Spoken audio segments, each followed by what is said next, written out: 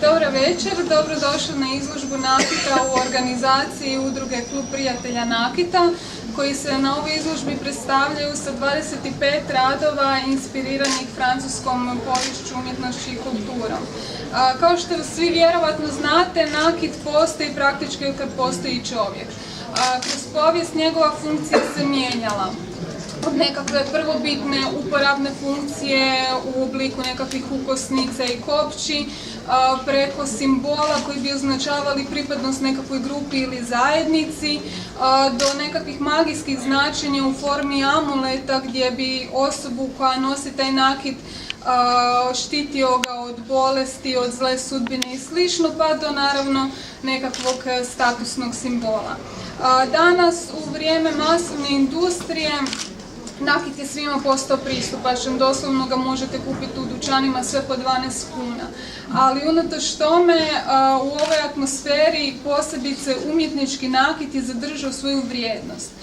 Njegova vrijednost nije u materijalu koji koristimo za izradu, znači to ne mora biti nekako 14-karatno zlato, ne mora biti platina, srebro i ostali ti plemeniti metali, već njegova vrijednost leži u imaginaciji autora, u vještini, u umjeću oblikovanja i možda ponajviše upravo u talentu autora za izricanjem određene teme. Na ovoj izložbi, kao što je ambasadorica rekla, možemo vidjeti zaista izuzetno raznolike teme koje se referiraju na Francusku. Od prirodnih ljepota kao što su francuske pokrajine, od gradova, od arhitekture, umjetnosti, povijesti, poezije, pa sve do glazbe.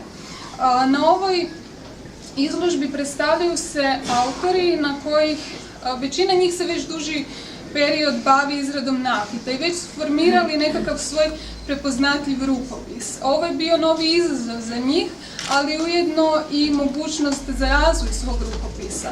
Ono što je mene posebice fasciniralo jest zaista bogatstvo i raznolikost tema, nevjerovatna imaginacija i pomno promišljanje i pristup pri obradi pojedine teme.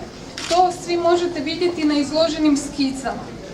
Mene kao povjesničarku umjetnosti i muzeologinju uvijek fasciniraju te skice umjetnika zato što one prikazuju taj specifičan međukorak između ideje nastale u umu autora i krajnje materijalizacije umjetničkog predmeta. Isto bih htjela naglasiti da je nakit vani u zapadnoj Europi zaista priznat. On je dobrodošao u muzejskim i galerijskim prostorima. U Hrvatskoj bojim se da je još uvijek relativno marginaliziran, da se smatra da mu je mjesto na nekakvim sajmovima i zato mi je izuzetno drago da Klub prijatelja nakita pokazuje drugačiji put, da svojom ozbiljnošću, svojom kvalitetom, već evo ga izlažu, prošle godine je bila izložba u Galeriji Kreta, sad se nalazimo u medijateci Francuskog instituta i vjerujem da će nastaviti vrlo uspješno djelovanje svog kluba.